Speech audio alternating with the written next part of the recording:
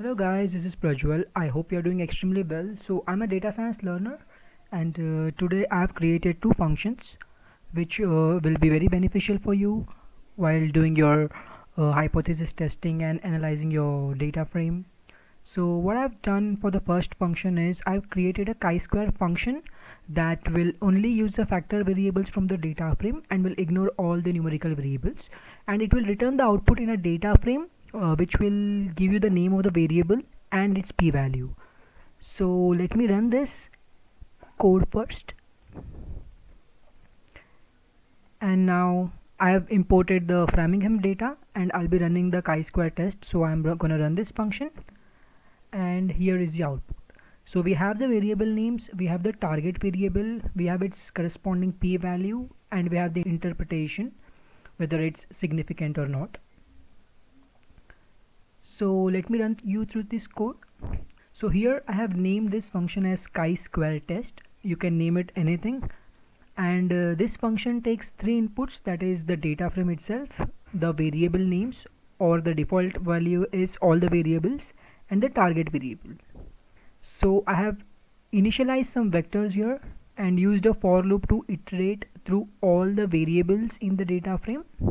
Using if, it will check if the variable is a categorical variable, as chi-square test can be performed only on categorical variables, and it will also check that the variable is not same as the target, because then the correlation will be there. So I've used the chi-square function here that is inbuilt, and I've stored the p-value in the p-value variable. The interpretation of this variable is that if the p-value is less than 0.05, it is significant, and if it's not, then it's not significant. I've saved the variables as well. Now I'm converting all variables, target, p-values, and interpretation into a data frame. I'll be storing it in this variable. Now let's view this variable and understand what is happening. As you can see, the variables male and 10-year CHD, that's a target variable. The p-value is less than 0.05 and it is significant, which means that we have rejected the null hypothesis. We can see it for all the variables that are categorical and the target variable we had defined. So this is it for this function. Now I have created one more function which rearranges variable from your data frame. So I've named the function as rearrange variables. So what this function will do is it will rearrange the data frame in an order which will be numerical, integer, factor, and character. So I've defined this function rearrange variables. I've initialized these four vectors, and using for loop I'm iterating through all the columns in the data. If the data is numeric and if it's an integer, it will be stored in integer, else it will be stored in numerical.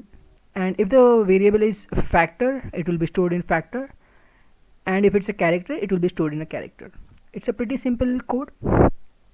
Then I've stored all numerical, integer, factor, and character into a variable called types, and then I've converted these types into a data frame. And let me show you, run this function, and let's look at this data frame first, which I will be using here.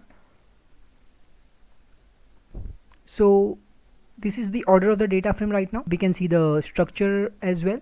It's integer, integer, integer, and there are three numerical, and then again all the integers. So I'll be using this rearrange variable fram function. Now you can see the system BP, the dia BP, and the BMI, which are numerical variables, are coming first, and the integer variables are coming second. So if we have any factor or character in our data frame, it will be stored in the order accordingly given here. So it will always be numerical, integer, factor, and character. This will help you to categorize data frame in an order which will be beneficial for you, so that you can use it for your further analysis. So I hope you really like this video. Do share it, and I'll see you next time.